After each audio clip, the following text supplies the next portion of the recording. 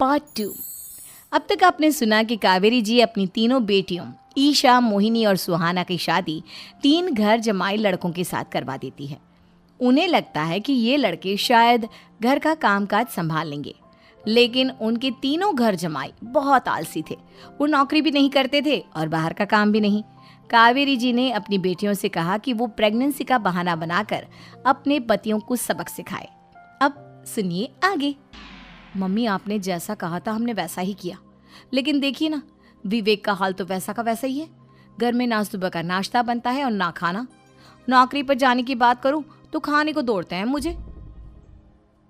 हाँ मम्मी, मैंने भी सुमित को कितनी बार कहा कि अगर नौकरी नहीं करनी तो कोई छोटी सी दुकान ही खोल लो, घर का खर्चा कैसे चलेगा।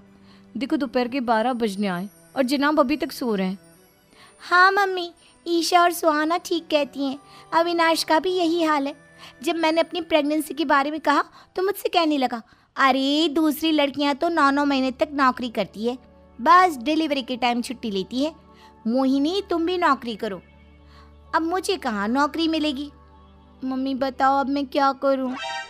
हे भगवान, क्या सोचकर घर जमाई दामाद लाई थी मैं कि मेरी बेटियां मेरे पास रहेंगी और खुश रहेंगी, लेकिन इन आलसी दामादों ने तो हमारी जिंदगी को भी प्रॉब्लम में डाल दिया है।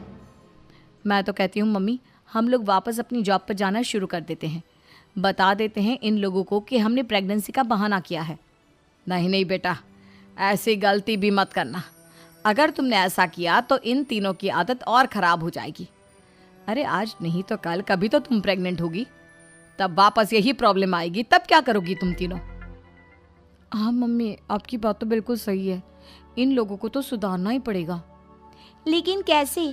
अपने बच्चों के आने की खबर सुनकर भी इन लोगों पर कोई असर नहीं हो रहा। पैसे कमाने के लिए घर से बाहर निकलना ही नहीं चाहते ये तीनों। अब मेरे दिमाग में एक प्लान आया है। तुम तीनों चिंता मत करो, उन तीनों को बुलाओ, फिर मैं बात करती हूँ। थोड़ी देर बाद कावेरी जी अपने तीनों दामादों को सामने बुलाकर अपनी बात कहना शुरू करती हैं।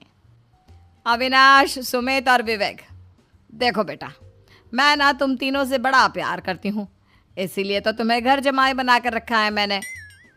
अरे मम्मी जी, सीधे सीधे कहिए ना, क्या बात है। प्यार तो हम भी आपको बहुत करते हैं। अरे मम्मी जी, आपकी इज्जत भी बहुत करते हैं।